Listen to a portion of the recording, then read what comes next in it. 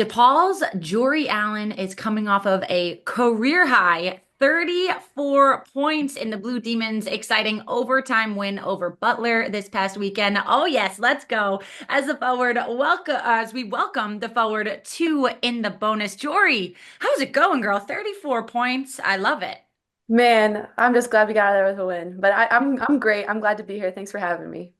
Of course. And just kind of sticking within that game a little bit, Jory, would love to know at what point during the game did you feel a little bit like you were in an offensive rhythm? Did you know that you were gonna be close to career high? Like what was going through your mind?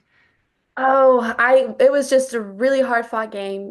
Butler is a really solid team and we're playing at their place. And I thought that we had some defensive lapses on our end, but then Butler was capitalizing on that. So we were down 10 at Mhm. one point in the fourth quarter. And I just kind of looked at my girls in a huddle and I was like, all right, like we got to make a run. We got to make something happen.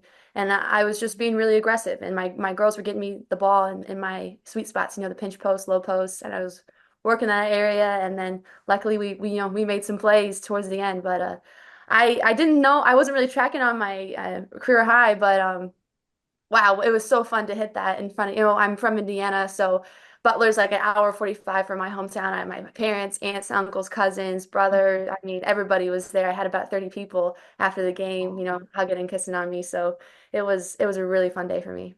Mhm. Aw, that sounds amazing. I mean, you're now in your fifth year on the court, sixth year in college basketball. Where would you rate that moment compared to so many others that you've experienced? I'm one of the best. It has to be. Oh. It has to be one of the best. And what was also special for me is that I didn't come off the floor that game. And there's been some Mm. games this year where I've had foul trouble, or I just I've always been a big body. Like my endurance has been good, especially this year. But to be able to go 45 minutes in front of what felt like a hometown crowd. My parents, they were so proud of me after the game. My mom was just loving on me, and my dad's telling me he's proud of me, and that just it meant the world. It's probably my last time playing a basketball game in the state of Indiana, and that's where it all started. So it was very, very special. I love that. Did they have any signs or were there the cheering section or were they just real loud? No signs, just yeah, very loud, very animated, but yeah, no signs. Oh, well, I think it's fitting kind of, with you just talking about, right, your journey a little bit, right? There's some last kind of coming up, at least this go around with DePaul for you. And I think when you think about your journey on the offensive side as well, Jory, you started your freshman year, you're averaging 8.7 points per game. And now fast forward to this year, you're averaging right under 20 points a game. So when you think of that journey of the growth, the confidence, the development in the game, how would you be able to put that into words for us? Wow, that's just what it's all about, right? It's Yeah. trying to be a little bit better every year. Um, DePaul has, every year my role has changed a little bit on the team, and that goes with age and having really skilled older players around you and being more of a role player, um, finishing on residuals to uh, you know refining my skills and gaining more confidence. A lot of my journey was having the confidence, and the Paul ball, everyone's got the green lights, and we don't care who scores. We want to score, we want to win. Yes. But even the culture of the Paul ball has, we're not putting points on the board like we historically have. But to be in a position now after so many years of being the go-to person and having that confidence, having the consistency on the court. And a lot of it is my teammates and my coaches just constantly encourage me because there's been games where I've gone 8 for 10. There's been games where I've gone 2 for 10. So it's that constant encouragement. It's what's people don't think about is it's really really easy to score in a game where you're shooting a high percentage and things are just clicking and you're getting the ball in your sweet spots. It's hard to keep at it when you've missed and you've got to just keep trying. You got to keep going, especially when as a team we're struggling to score. We've played, we had such a hard non-conference schedule and that was grueling on us being such a young team. But yeah, I look back on my 5 years and I'm really really proud of my consistent growth. Mm. Mm.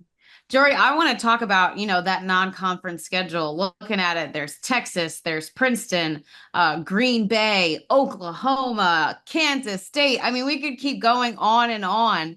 And maybe to outsiders looking in, we weren't surprised by the record and you guys having going into conference play below 500. But tell me, what flipped a switch for your team to win games, multiple games back to back in conference play, and now you're sitting at 6-3 in the Big East? Mm.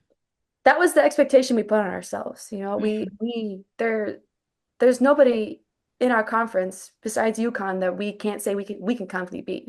We have UConn tomorrow, and we're going to give ourselves a chance to win. We're going in to win that game. We're not going in with the attitude of, oh, we're just trying to get better. We're just trying to compete. We're going in to win that game. It's Yeah. going to be hard, and they're UConn. They're Right. premier program, but everybody else in our conference, it's just not being daunted. And we've struggled the past couple of years, but we've got new faces and new energy. And I just kept telling the girls in the non-conference schedule back in November and December, this is all going to pay off. Playing Texas and playing Kansas State and Oklahoma and going to Michigan State and going to Green Bay, that's all going to play off. And I think with every conference game, we've proven to ourselves that we're more than capable. Mm. And and they've not been easy. It's been a lot of close games and down the stretch, road games. Um, and it's only going to get harder from here because everybody's competing. Everybody's trying to, get in a good position to, make a run in the Big East tournament. But I think we're slowly boosting our confidence with every win, with every play, and we've just found a way to get it done. At Butler, it wasn't a really pretty basketball game, but we went down the stretch and we had to start pressing. We were down, we were coming back, and we just made plays, and that's the beauty of the game. Mm. Jory, I've gotten to know you a little over the years, and especially right now, just sitting in this interview, one thing that is so obvious the first couple of interactions with you is you are calm, cool, and collected, girl. You are just very mellow. Competitor on the court, we put you on a light bulb switch. But I'm curious a little bit, where has this demeanor kind of come from? How have you been able to just be so calm, cool, and collected day in and day out? I'm an Academy Award-winning actress. I really no, I mean if I might be quite frank, I'm a very anxious person. And Mhm.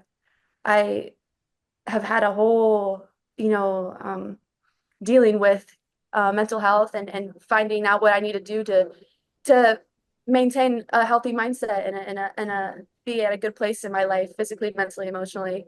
Um, and that's something that I love to write about, actually. I'm big into creative writing, and I'm getting I'm getting my MFA in creative writing, and Love.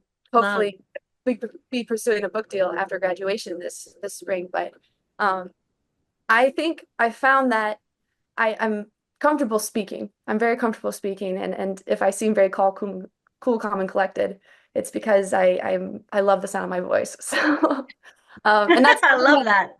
that's something that's been instilled in me since I was very young because my mother was a very shy child, and she told herself that she was not going to let her children be that way. So there's this one memory that sticks out. I was in third grade and like I had messed up on homework, but it was just a misunderstanding. And my mother said, "You have to go talk to your teacher about it." And I thought I was gonna die. I thought she was gonna cut me up and eat me. But I went and I talked to Miss Underwood about my homework, and she let me redo the problem, and I didn't die. And it's moments like that in my childhood that I've never been timid to speak, and I've never felt uncomfortable communicating. Um, but the confidence and the cool, calm demeanor has come with practice and intention over the past couple of years. Mhm. I guess I just want to ask you, like, where are you in your sixth year trying to grow or stretch to? There are so many goals that you obviously could accomplish on the basketball court and setting new career highs and your team winning games, but like maybe off the court or spiritually or emotionally, like where have you challenged yourself to grow and be better? As someone who played 7 years of college basketball, it got kind of hard at the end to just be like, I'm just kind of old. And at this point, I feel like I'm the oldest one out here. But where are you challenging yourself to be better? I'm pouring myself into my writing. I'm getting ready for starting a new chapter in my life, and I'm looking into, professional interests, and I've thought about coaching, I've thought about teaching, I've thought about working in publishing, um, all of which all of which I think I would really enjoy. But I actually in November and December I was really into it, and I was just so excited for this last season. And I had a new role, even though it was in my sixth year, and I had a very important role on the team last year. It was new in the fact that there is such a big age gap on Mm. this team. I have 18, 19, 20-year-olds, and then I just turned 24. So it is, I do very much feel like team mom and grandma, and the age gap is quite prevalent. But um, after Christmas, I had a couple weeks there where I just was starting to feel the fatigue of um, the season, and admitting to myself that I'm definitely going to miss this, but I think I'll also be relieved for it to be over. I think Mm. everyone's always, whenever you're coming to the end of something, you're always, it's bittersweet. You're excited for something new, but you're going to miss the good times. But I've settled into that, and I've leaned into that feeling, and I'm just enjoying the time I have left. I'm enjoying the people around me, and my teammates are, this team is so full of love, and it's really, really special to be naturally vocal and demanding and team and from of my teammates and practice and games. I'm constantly in somebody's ear. And I expect that back to me, but to have that effort matched and then even, surpassed. And after the game at Butler, I was walking back to the bench. The game was over. We had won, and all of my teammates just surrounded me and were just so happy for me. Mm. And that just feels really good, and that's so fulfilling. And it's enjoying the relationships I've made, and it's looking back. There's been a lot of reflection this year, especially on the court, reflecting on what's gotten me to this point, and then professionally reflecting on my journey as becoming a writer, looking at my life and what I want to accomplish now and where I want to go. It's been a really special time for me this year, and I'm just trying to soak it all in. I love that, Jory. Mm. We've heard of nicknames in the past that some of the younger teammates have given their older teammates. Do we have a little bit of a nickname that any of your teammates have given you this season? I mean, they call me Mama. They call me Mama J. Aw. Love My name when you text, Jory autocorrects to Jody. So oftentimes I'm Jody or Jody. Um, Ah. it's funny. Um, yeah, but I'm usually Mama. Hmm. Mhm. Love that. Okay, Mama is a lot better. We've had teams in the past. It's been Grandma, it's been Granny. So we'll take Mama J. We'll take Mama J. Okay, Jory. This was such a pleasure, Mama J. Jory and the DePaul Blue Demons take on UConn up next at 7 p.m. Eastern Time on Wednesday, January 29th. Jory, thank you so much for joining us. Best of luck the rest of the way. And please keep us posted on the book deal and everything because this is amazing. We're excited for you. Thank you guys. Thank you so much.